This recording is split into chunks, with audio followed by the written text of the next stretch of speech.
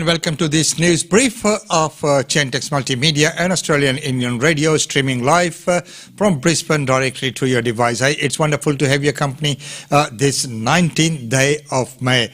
And today we have this very brief news segment, and then at 11 a.m. we will join Usa Chandra right here in these studios with the real estate update for this week. Well, let's take a very quick look at what's making news today. Well, Queensland researchers are developing this vaccine. Let's take a quick look at that report. At this Gold Coast lab, researchers have helped pioneer a COVID-19 treatment that could save lives everywhere.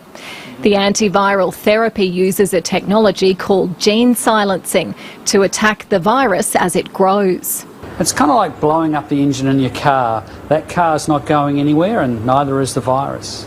It works by injecting a nanoparticle carrying RNA medicine into the bloodstream of an infected patient. It travels to the lungs, binds to the genome of the virus and destroys it, halting replication. Normal cells are spared from damage. This is our missing piece in the arsenal. We have good vaccines, but we don't have good therapeutics. The early results in mice are promising.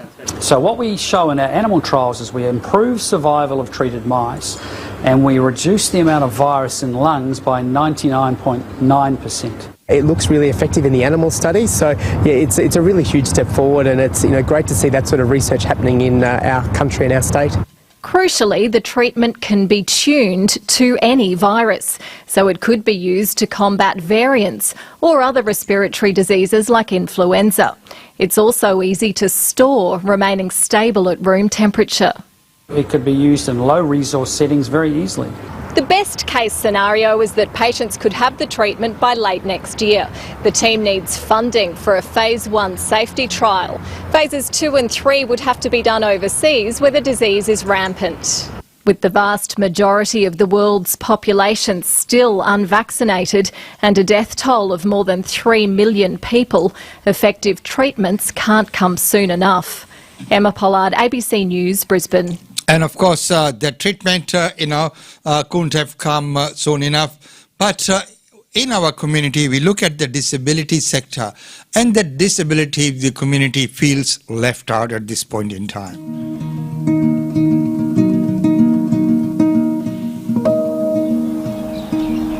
Dr Salma Hanif is one of only 2 GPs in the small town of Boggabri in northwestern New South Wales.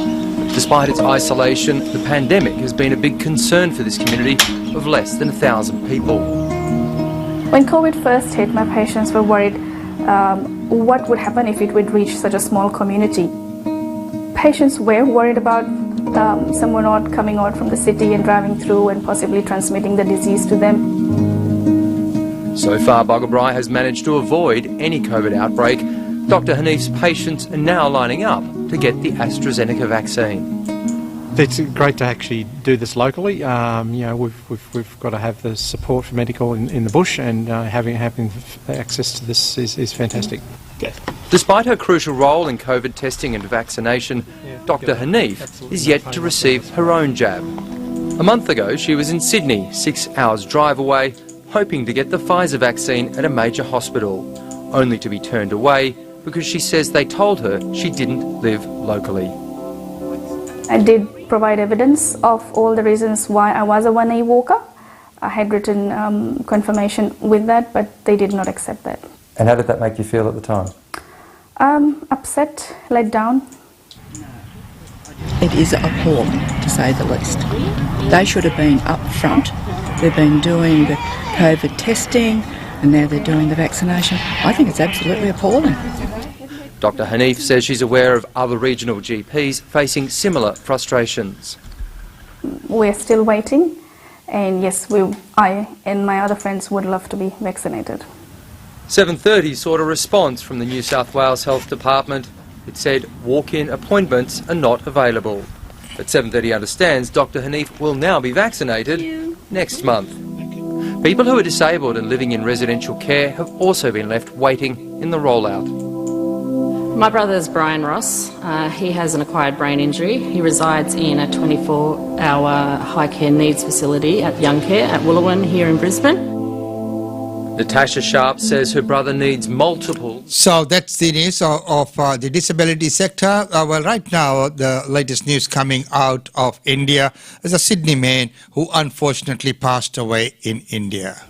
Another life swept away by India's COVID wave. And this is Govind Khan from Prenasol, Australia, signing off. Have a good evening, everyone. Thank you. Father of two, Govind Kant flew into India last month after his mother died. But then, like countless others, he contracted COVID-19 and passed away. The loss has devastated his friends and colleagues in the solar energy industry, who describe a generous mentor who was quick to laugh. When you walk into a conference and you were 10 stalls away and you hear that booming laugh going across the hall, you knew Govind was in the room. He made business fun and he was an absolute gentleman. Mr. Kant is the second Australian resident who has lost his life to the disease in India, and the tragedy is a harrowing reminder of how dangerous it remains for the Australians still stuck there and the toll it has taken in India. It's just awful to think about the suffering, you know, what Govind means to me and his family and all the people in our network. That's just one person that's been lost to COVID. Meanwhile, the fallout continues from last week's half-empty repatriation flight from India.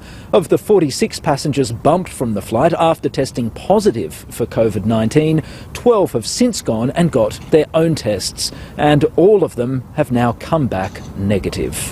What a shambles.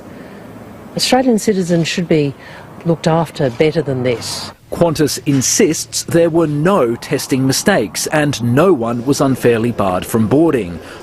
So there was testing, and of course they said no one was unfairly barred from coming. Well, right now here's the last news for this segment. Sikh community, as we know, Kirpan is one of their religious symbols, and now it's been banned from school.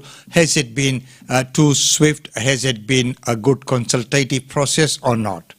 You know, a knee-jerk reaction by the government to just ban the kirpan outright. The kids have been wearing kirpan at school for probably close to 20 or 30 years, and we've had one incident. So how is it fair? The New South Wales Education Minister says that she has spoken to the Sikh community about this decision. Is that your understanding? We were told of the decision, we weren't consulted on this decision and said, look, what we need to do. So yes, we were told of a decision 5:30 p.m. yesterday. So Mark, before we discuss more about the actual ban, can you tell us about the significance of the kirpan? So the kirpan is one of the 5 religious symbols that every baptised Sikh carries, and not every Sikh is baptised. So as a baptised Sikh, you have allegiance to the religion, to follow some code of conduct, to follow the code of conduct and do prayers and stay away from vices such as drugs, alcohol and other things in life. So this is why it's important that families actually ask their kids or encourage their kids to be baptised so they stay away from drugs, alcohol and smoking. And so what age do boys start wearing them? Well, both boys and girls wear kirpan as a baptised Sikh, and some girls choose to wear the turban as well. So the kirpan can be worn anywhere up after 10 years old, but generally speaking it has to be somebody who is able to read the holy books or do the prayers by themselves rather than being taught. And it is a commitment, and it has to be a family decision. It can't be just a person just picking up a kirpan from the drawer one day and say, look, I'm going to start wearing one. Yeah, I think there would be a lack of understanding of this in the Australian community. Are they carried everywhere? Well, we carry it everywhere. We wear it on our person. So even when we go to sleep, we sleep with the kirpan on our sort of sleeve that we wear. So as you said a moment ago, there hasn't been an issue before with this. Would you say this was a localised problem in this case? I mean, how do you explain the incident that we did see where one was used? Well, the whole issue is localised, Gemma. The racism and bullying that happens in that school and has been happening for many months now is what's brought this incident to boil. So there have been a number of parents who pulled their kids out of that school due to those same incidents, and this is the reason why. And if you look at every headline published by the media, it says a 14-year-old attacking a 16-year-old. What does that say in itself? The older kids are bullying younger kids in that school. So under this ban, which is temporary at this point, do you think students will go to school without it or will stay home? Well, there's a divided opinion. Many people actually have opted to not send their kids to school, and that is because they feel so passionately about it. The one incident has brought this whole thing together and say, look, we can't have any chiropreneur at school. One incident. I mean, we haven't closed every pub in the state from one punch attacks. We went around the issue and said, let's work out a solution. So, ladies and gentlemen, that's news there. But, well, as I mentioned before, that we will see you back at 11 a.m. right here on this station, and we will be talking real estate with Usha Chandra. Until then, it's goodbye from me.